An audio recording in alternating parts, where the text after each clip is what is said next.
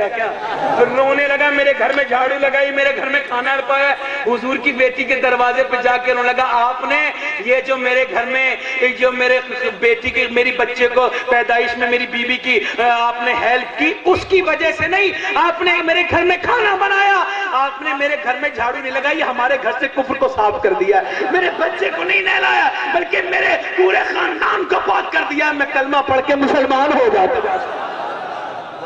میں کلمہ پڑھ کے اب حضرات میں اپنی تقریر کو آخری طرف لے کے جاتا ہوں، آخری حدیث سنا کر کے اپنی بات کو ختم کرتا ہوں۔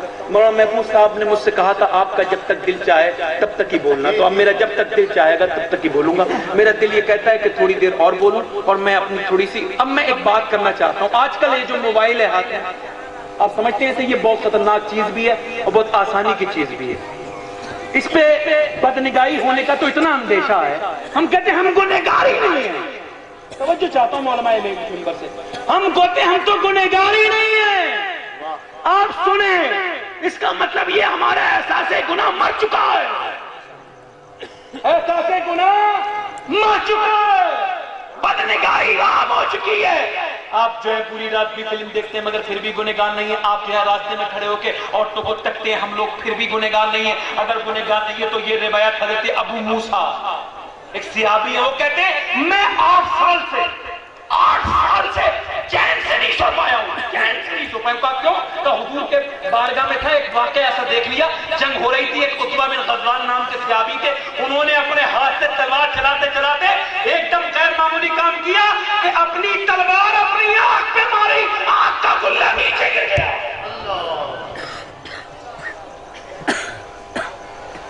پوچھتے ہیں میں اس کے قریب چلا گیا، رونے لگے لوگ، اس کی حالت کو دیکھ کے اس کی آنکھ میں سے چیچڑے بکھر رہے تھے، خون نکلتا تھا، میں نے پوچھا کیا ہو گیا عتبہ، تو نے یہ کیا کیا؟ کہ ابھی میں جب تلوار چلاتا تھا تو میں غیر محرم عورت میں میری نظر پڑ گئی ایک طرف، ایک آنکھ، اور مجھ سے بدنگاہی ہو گئی، مجھے اپنے نبی کی حدیث یاد ہے کہ جو بدنگاہی کرے گا اسے جہنم کی آگ اس کی آنکھ میں ڈل جائے گی، بس مجھے وہی خواب آ گیا یار، اور میں نے اپنی آنکھ کا گلہ نکال کے پھینک دیا کہ یہ مجھے جہنم میں جانے کا سبب ہو سکتا ہے۔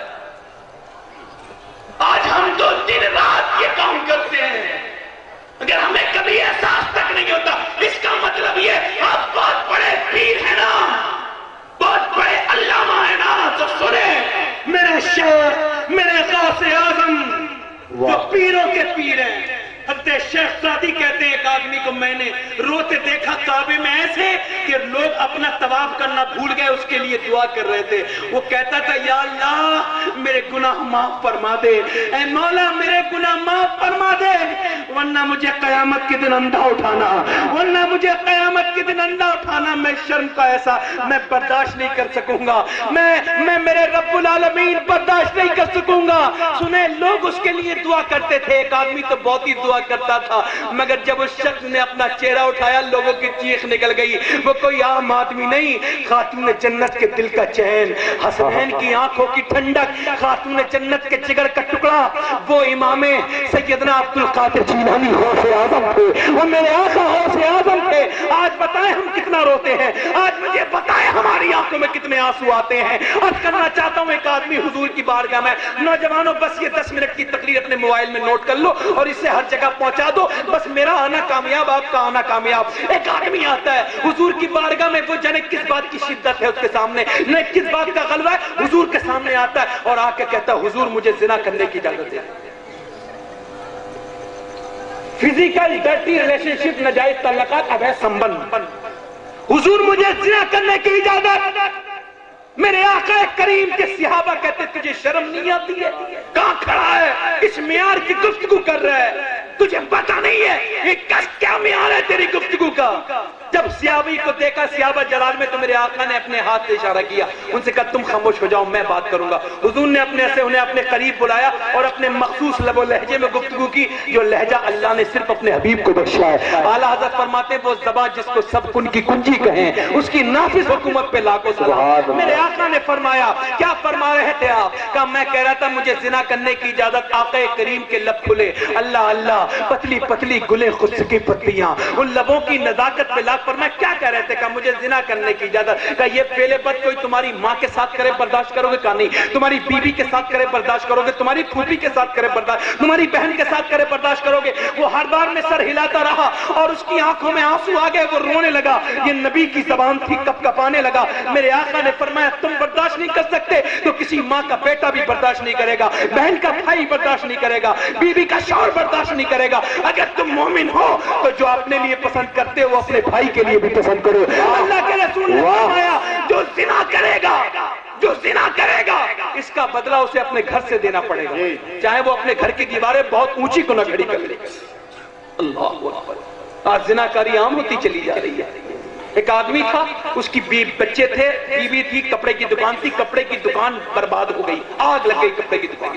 اور اب آ گیا وہ روڈ پر، اس کی بیوی مر گئی، کپڑے کی دکان میں آگ لگ گئی، بیوی اس پر پالش گر گئی۔ ایک پالش زدہ مجبور آدمی ایک جھونپڑی میں پڑا ہے، جس کے بچے کل تک مرغ و مسلم کھاتے تھے، جس کے بچے کل تک بہت بڑے نام کے باپ کے اولاد کہلاتے تھے، آج ان کے باپ پہ اتنا بھی کھانا نہیں ہے۔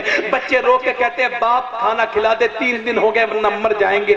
جوان بیٹی برابر میں کھڑی ہے، رو رہی ہے، بچے رو رہے ہیں، باپ بھی روتا ہے اور کچھ نہیں کرتا ہے، میرے مولا میرے بچوں کا پیٹ بھر دے۔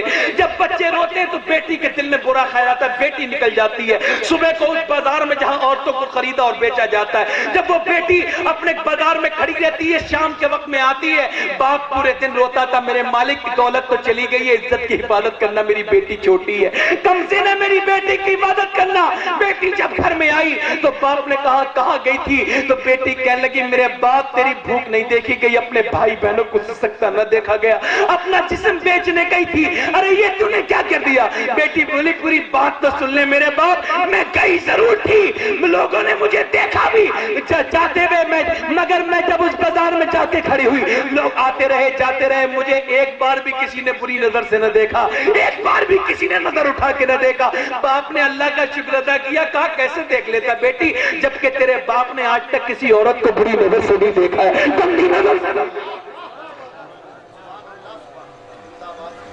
زنا عام ہوتا چلا جا رہا ہے اور اس سے کوئی عیب نہیں سمجھا جا رہا ہے، لوگ اس کا تک شیئر تک کرتے ہیں، اس کا اپنے دوستوں میں چرچا تک کرتے ہیں۔ بس ایک آخری بات اور بات ختم کر رہا ہوں، درود شریف پڑھنے، بہت دل سے پڑھنے، اللہم صلی اللہ، پاور سے بلند پڑھنے، اللہم۔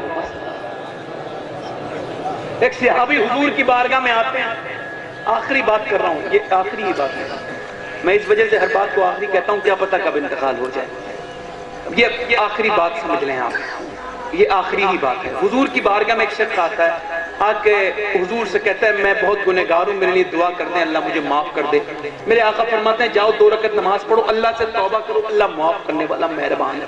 وہ 2 رکعت نماز پڑھ کے پھر آ جاتے ہیں، کہتے ہیں حضور پھر دعا کر دیں میرے لیے، کہتے ہیں میں نے کہہ تو دیا جاؤ 2 رکعت نماز پڑھو۔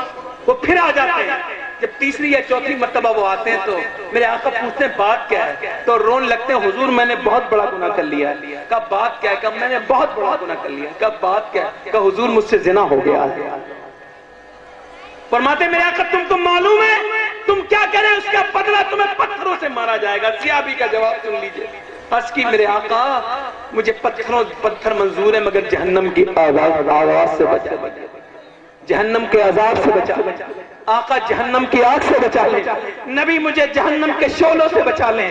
حضرت جبرائیل علیہ السلام سے حضور نے پوچھا جسے سب سے ہلکے درجے کا عذاب دے گا اللہ اس کے ساتھ کیا کرے گا؟ تو کہنے لگا جبرائیل آقا جسے سب سے ہلکا عذاب دے گا اس کے پیروں میں جوتے پہنا دے گا، اس کی گرمی سے، اس کی شدت سے، اس کے بھیجا اس کی ناک میں سے نکل کے منہ میں سے باہر نکل جائے گا۔ اللہ اللہ، جہنم اتنی سخت ہے کہ حضرت ابو ہریرہ کہتے ہیں کہ ہم لوگ حضور کے پاس بیٹھے تھے، ایک دھماکہ سنا، میں نے پوچھا حضور کیسا دھماکہ ہے؟ کہ اللہ نے 70 سال پہلے جہنم میں ایک پتھر پھینکا تھا، آج وہ اس کی حد تک پہنچا ہے۔ اللہ اللہ، 70 سال کے بعد پہنچا ہے۔ صحابی رو رہے ہیں حضور میرے لیے دعا کر دے، اللہ مجھے معاف کر دے۔ میرے آقا نے فرمایا ان پہ حد قائم کراؤ، اس نے زنا کیا ہے۔ صحابی کے اوپر پتھر کی بارش ہو رہی ہے، ہر پتھر پہ کہتا ہے میرے رب مجھے معاف کر دے، میں نے گناہ کیا ہے۔ کاش یہ خیال ہمارے دلوں میں بھی آ جاتا، کاش یہ توبہ والا مزاج ہمارا بھی بن جاتا۔ آتا ہم تو صبح شام گناہ کرنے والے لوگ ہیں. صحابی کہتا ہے میرے رب مجھے معاف کر دے, مگر جتنا وہ ڈر رو رہے ہیں اس سے کہیں زیادہ مسجد نبی میں میرے آقا کی آنکھوں میں آنسو ہیں کہ بالکل داڑھی تر ہے. صحابی کہتے ہیں بندہ نواز آپ ہی نے تو حکم دیا تھا اور آپ ہی رو رہے ہیں. آپ نے فرمایا ہاں میں نے جو حکم دیا تھا وہ ہمارا انصاف ہے, مگر جب اس کے پتھر لگتے ہیں تو مجھے تکلیف ہوتی ہے. یہ میری امت کی محبت ہے, یہ میری امت کا درد ہے. اللہ اللہ ذرا غور کرتے چلے جائیں آپ اور دھیان دیتے چلے جائیں. صحابی کا جنازہ حضور نے پڑھا دیا. کسی نے کہا ان کا انتقال کیسے ہوا, تو کسی نے کہا انہوں نے زنا کر لیا. فرمایا میرے آقا نے اس نے زنا ضرور کیا تھا, اسے زانی مت کہو, اس نے زنا ضرور کیا تھا مگر ایسی توبہ کی ہے اس کی توبہ پوری دنیا کے گنہگاروں پہ ڈال دی جائے اللہ سب کو بخش دے گا, سب کی مغفرت فرما دے گا. اللہ اللہ آج سب سے شرم ہے اللہ, مگر اگر شرم نہیں ہے تو نبی کی شرم نہیں ہے, اگر شرم نہیں ہے تو میرے آقا کی شرم نہیں ہے. کیا کہتے ہیں قیامت کے دن حضور سے شفاعت کروائیں گے. او میرے بھائیو یہ تو ٹھیک ہے حضور شفاعت کریں گے, مگر بتاؤ اگر قیامت کے دن ایک حدیث میں آتا ہے کہ حضور اکرم کے پاس جب ایک امتی کو لایا جائے گا تو آقا اس کی طرف توجہ فرمانے والے ہی ہوں گے کہ ایک فرشتہ کہے گا یہ آپ کا امتی ضرور ہے مگر اس نے فلاں گناہ کیا ہے. یہ قیامت کے دن ہوگا. قرآن کہتا ہے عزیز علیہ ما عنتم, اے لوگو تم گناہ مت کیا کرو, تم گناہ کرتے ہو میرے محبوب پر گراں گزرتا ہے, میرے محبوب کو تکلیف ہوتی ہے. اللہ ہم جھوٹ بولتے ہیں نبی کو تکلیف ہوتی ہے.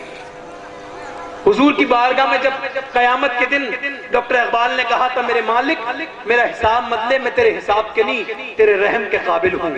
کہتے مجھے معاف کر دے میرا حساب نہ لے, اور اگر میرا حساب لے تو تجھ سے عرض ہے تم مجھ سے میرا حساب لے لینا مگر میرے رب میرے گناہ میرے آقا سے چھپا لینا. آج گناہ کرتے ہیں مگر توبہ کا مزاج نہیں ہے, ہمارے دل پتھر ہو چکے ہیں. آج یہ راستے میں ہونے والے ایکسیڈنٹ میں بکھر جانے والے سر کو دیکھ کر بھی توبہ نہیں کرتے. آج ہمیں ایکسیڈنٹ نہیں جگہ پا رہے ہیں, موتیں ہنگامے نہیں جگہ پا رہی ہے, تو پھر کون جگائے گا, کون آئے گا آپ جگانے کے لیے. یہی حالت رہے تو برباد ہو جائیں گے ہم لوگ, یہی حالت رہے تو ہمارا نام تک نہیں ہوگا. خدا کی قسم اپنے نبی کا دامن پکڑ لو, اپنے پیغمبر کا دامن پکڑ لو. جب بندہ کہتا ہے میں شام کو توبہ کروں گا, اللہ فرماتا ہے تو شام کو ہی تو کرے گا, میں نے قبول تیری ابھی سے کر لی. کتنے لوگ ایسے ہیں جو کربلا کے حسین کے نام پہ اپنی گردن کٹا سکتے ہیں, ہاتھ اٹھا کے بتا دے ذرا. کتنے لوگ ایسے ہیں, اور ذرا زور سے کہتے ہیں انشاءاللہ کٹا دیں گے. آواز کم سے کم بریلی شریف تک تو پہنچی جائے, اتنی زور سے تو بولی دو انشاءاللہ. جب بندہ کہتا ہے میں اللہ کے نام پہ اپنی جان دے دوں گا, میرے نبی فرماتے ہیں اگر ارادہ پکا ہو تو گھر میں مرے گا تب بھی شہید مانا جائے گا. دونوں ہاتھ اٹھا کے ایک مرتبہ اور بتاؤ کتنے کٹا دیں گے حسین کے نام, کٹا دیں گے انشاءاللہ, اور انشاءاللہ. نیچے ہاتھ کر لو, جو گردن کٹا سکتا ہے وہ سب کچھ کر سکتا ہے. تم میں کوئی ایسا بھی شخص ہے جو نبی کے نام پہ آج سے سنت رسول لگا لے, داڑھی رکھا لے؟ ہے کوئی مسلمان کھڑا ہو جائے, کھڑے ہو جائے, جسے حضور کے نام پہ داڑھی رکھانی وہ آگے آ جائے, اسے اجازت ہے آگے آ جاؤ, آگے آ جاؤ, آگے آ جاؤ. جو حضور کے نام پہ داڑھی رکھا ہے سنت رسول کا پابند جو بنے وہ یہاں آ جائے. 3 لوگ ہیں, چوتھا کوئی مسلمان ہے اپنے چہرے پر اسطرا چلواتا ہے, نبی کے سینے پر اسطرا چلواتا ہے. آ جاؤ, علماء فرماتے ہیں آ جاؤ, آگے آ جاؤ. سنت رسول کی بات ہے, آ جاؤ. اور وہی اٹھے جو داڑھی رکھا ہے, جو نہ رکھا سکے وہ اٹھے بھی نہ.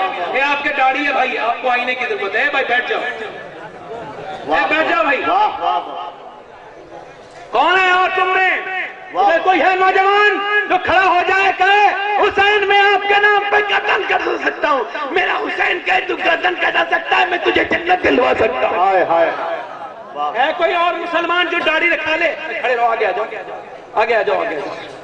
ہے کوئی اور مسلمان جو اس محفل میں حضور کے نام پہ داڑھی رکھا لے؟ خدا کی قسم قبر میں جب جائے تو کہے میرے آقا داڑھی مڈا کے نہیں آیا ہوں, داڑھی رکھا کے آیا ہوں. اے میرے نبی, مجھے کافروں کے شعر سے محبت نہیں تھی, آپ کی سنت سے محبت.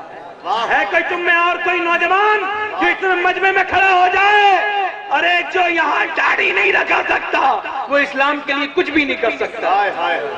ہے کوئی تم میں داڑھی رکھانے والا اور کوئی مسلمان جس نے آج تک داڑھی مڈائی ہو, آج اس محفل میں توبہ کر لے. آپ سب لوگ سوچ سمجھ کے آئے ہو نا, داڑھی رکھانی ہے آج کے بعد, کسی کی نہیں سننی ہے, ماں کی, باپ کی, اس کی, اس کی, کسی کی بھی نہیں, صرف آج رسول کی ماننی. سبحان اللہ. اور تم میں کوئی بغیرت مسلمان نہیں ہے؟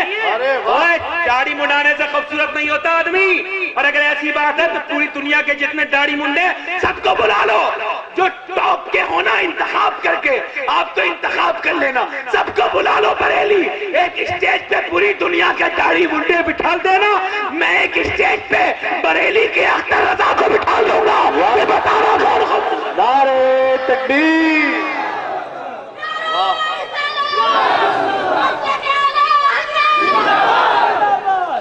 ہے کوئی تم میں اور مسلمان نبی کا چاہنے والا؟ اے میرے نوجوانوں، موت سے پہلے زندہ ہو جاؤ، اپنے دلوں کو زندہ کر لو۔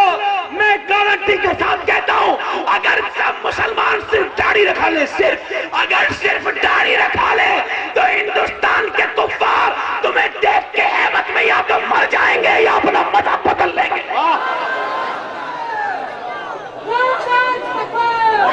ہے کوئی تم میں مسلمان اور ہے کوئی تم میں داڑھی کی سنت رکھانے والا کوئی اور مسلمان؟ اتنے لوگوں میں ہے کوئی عاشق رسول؟ اور اس مجمع میں اتنے لوگ کھڑے ہوئے، بس یہی تھی بات؟ ابھی آپ کتنے نعرے لگا رہے تھے؟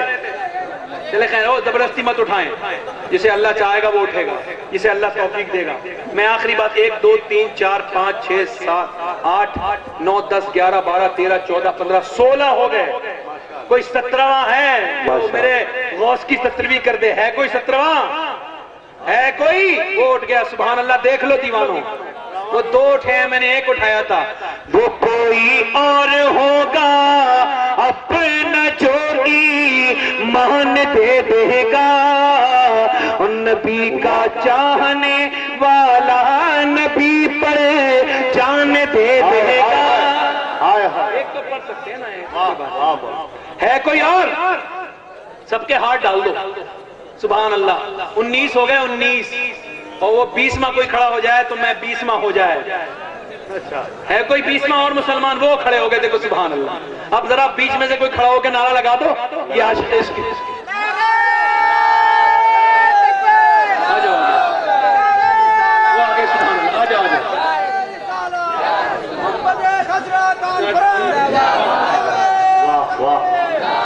گنبد خضرا کانفرنس میں آنے والے تمام لوگوں کا میں تہہ دل سے شکر گزار ہوں۔ کتنے لوگ ایسے ہیں جو انشاءاللہ آج کے بعد نمازوں کی پابندی کریں گے؟ ہاتھ اٹھا کے بتائیں انشاءاللہ۔ اپنی بہنوں کو، اپنی بیویوں کو، اپنی بچیوں کو پردے کے لیے کہیں گے انشاءاللہ۔ فلمی ڈرامے گانے باجے سے باز آئیں گے انشاءاللہ۔ اللہ تبارک و تعالیٰ سب کو آسانی عطا کر دے۔ آپ سب لوگ ہاتھ اٹھاؤ، آج کے بعد ہاتھ اٹھاؤ، داڑھی والوں، گردن کٹے گی مگر کبھی داڑھی ایک مجھ سے کم نہیں ہوگی انشاءاللہ۔ انشاءاللہ یہی بیٹھ جاؤ، یہی بیٹھ جاؤ۔ آپ لوگ بھی کہیں انشاءاللہ، گناہوں سے توبہ کریں، نماز کی پابندی کریں، یقین جانیں اللہ تبارک و تعالیٰ آپ کو برکت دے، اور آپ کو یہاں سے مٹانے والا کوئی پیدا نہیں۔ جب تک ہندوستان میں غریب نواز کا آستانہ رہے گا، تب تک ہندوستان میں غریب نواز کا دیوانہ رہے گا۔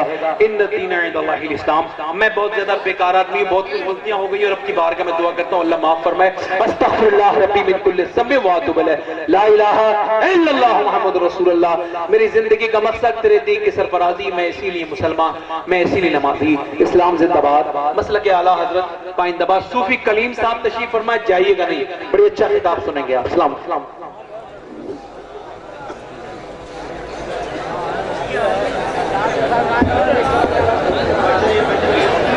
مجھے میری ماں لے کے چل، میں اپنے آقا کے پاس جاؤں گا، اپنے نبی کے پاس جاؤں گا۔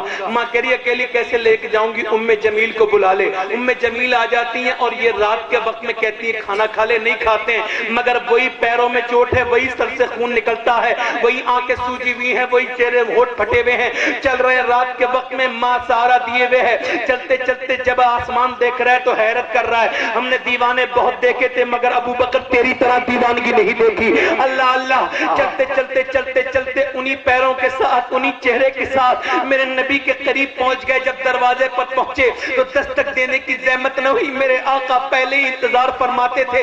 دروازہ کھلا، حضرت ابو بکر صدیق حضور کے سینے سے لگ گئے، اور جب نبی کے سینے سے لگے تو بہت دیر تک تو کوئی بات ہی نہیں ہوئی۔ میں کہتا ہوں میرے مولا کوئی ایسا درد مجھے بھی دے دے کہ اگر جیتے جی نہ صحیح تو ایک مرتبہ خام میں ہی میرے نبی کا دیدار ہو جائے، ایک مرتبہ عالم بیداری میں نہ صحیح عالم आलम खाम में ही मेरे नाना का दीदार हो जाए, मेरे मुस्तफा का दीदार हो जाए। आज दुनिया बहुत खतरनाक हो चुकी है, हर तरफ चलो तो खतरा नजर आता है, कहीं पे बेहयाई बेहयाई उरियानियत है तो कहीं पे शैतान के दांव है। अल्लाह अल्लाह, अबू बकर सिद्दीक लिपटे चिपटे हुए हैं आका से। मेरे आका करीम ने सर पे हाथ रख के पूछा क्या हाल है? कहते हैं आका मेरे मुंह पे जो जूते और रोतवा ने मारे थे उसकी तकलीफ अभी तक एहसास हो रहा है। आका ने फरमाया अबू बकर थोड़े दिन सब्र कर ले, एक दिन वो आएगा दुनिया मेरे नाम के बाद तेरा नाम ले रही होगी।